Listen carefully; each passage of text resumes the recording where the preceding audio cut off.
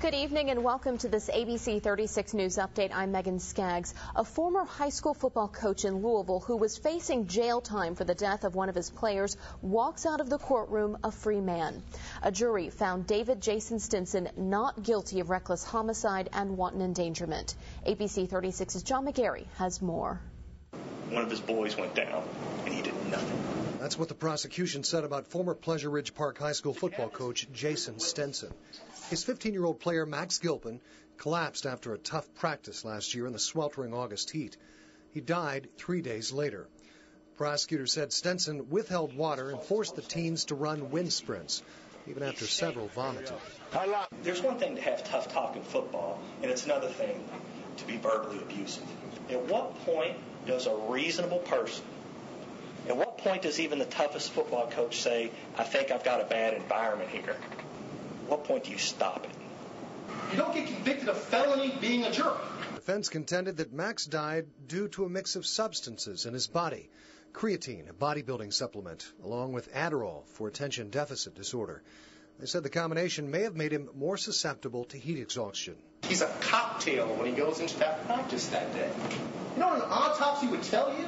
We will never know, because they didn't do an autopsy. Stinson is the first coach to be criminally charged in his player's death.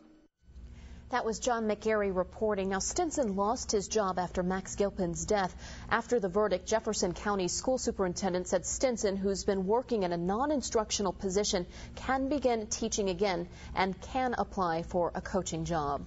A small high school in northern Kentucky has canceled a football game after a player was diagnosed with swine flu. School officials at a high school in Alexandria say they are canceling Friday's game at Elizabethtown because one player has the illness. Other players on the team have similar symptoms. A school is mourning the loss of a student killed in a Scott County car crash. 19-year-old Natasha Jones was riding with a friend on a narrow part of Anderson Road late Wednesday night. Police say around 10, their PT Cruiser veered off the road and hit a tree. One of Scott County High's counselors says Natasha Jones often stopped by to talk to her about her future. It's just actually indescribable when you have one of your kids, because they're my kids, when one of your students is taken in such a tragic way. No charges have been filed against the driver, 24-year-old Timothy Connor. The police investigation into the crash continues.